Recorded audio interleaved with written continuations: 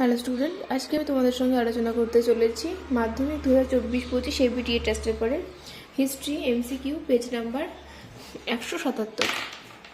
চলো, first question. The annals পত্রিকার অন্যতম প্রকাশক ছিলেন লুসিয়ান ফেবার। আন্তর্জাতিক নারী বর্ষ পালিত হয় 1975 খ্রিস্টাব্দে। বঙ্গদর্শন প্রথম প্রকাশিত হয় 1872 খ্রিস্টাব্দে। হিন্দু সম্প্রদায়ের মুখপত্র ছিল মহাজন দর্পণ। ক্যালকাটা স্কুল বুক সোসাইটির অন্যতম প্রথম সম্পাদক ডেভিড হেয়ার। 19 শতকের নবজাগরণকে তথাকথিত নবজাগরণ বলে অভিহিত করেন অশোক মিত্র। জঙ্গলমহল নামে একটি পৃথক জেলা গঠন করা হয়েছিল চুয়ার বিদ্রোহের পর। ভারতের রাজকীয় বন বিভাগের প্রথম ইন্সপেক্টর জেনারেল ছিলেন ভিয়েট্রিস ব্রান্ডিস। 1885 খ্রিস্টাব্দে বঙ্গীয় প্রজাসত্ব আইন পাশ যে বিদ্রোহের ফল ছিল তা হলো পাবনা বিদ্রোহ। মহারানীর ঘোষণাপত্রের প্রধান উদ্দেশ্য ছিল ভারতে ব্রিটিশদের একচেটিয়া ব্যবস্থার অধিকার লাভ। কলকাতায় সর্বভারতীয় জাতীয় সম্মেলনের আয়োজক ছিলেন সুরেন্দ্রনাথ বন্দ্যোপাধ্যায়।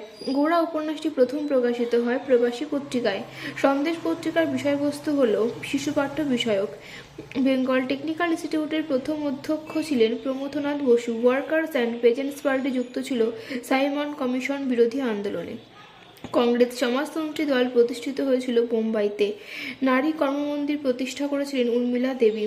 বাংলার মতুয়া মহাসংঘ আন্দোলনের নেতা ছিলেন হরিচাঁদ ঠাকুর। যে দেশীয় রাজ্যটি গণভোটের মাধ্যমে ভারতীয় ইউনিয়নের অন্তর্ভুক্ত হয় তা হল জুনাগড়। পুনর্গঠিত কেরালা রাজ্যটি অবস্থিত ছিল মালাবার উপকূলে।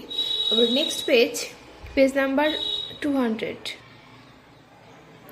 200 পৃষ্ঠার প্রথম প্রশ্ন। শিবদাস ভাদুড়ি যুক্ত ছিলেন ফুটবল খেলার সাথে। প্রথম নারীবাদের চর্চা শুরু হয় আমেরিকায়। কলকাতা বিশ্ববিদ্যালয়ে প্রথম স্নাতক পরীক্ষা অনুষ্ঠিত হয় 1858 খ্রিস্টাব্দে। বিধবা বিবাহকে বৈধ বলে ঘোষণা করেন লর্ড ক্যানিং। ফকির অফ জঙ্গিরা রচনা করেন ডিরোজিও। ভারতে প্রথম নীল চাষ শুরু করেন ফরাসিরা। বিরসা মুন্ডার অন্যতম সহযোগী ছিলেন গয়া মুন্ডা।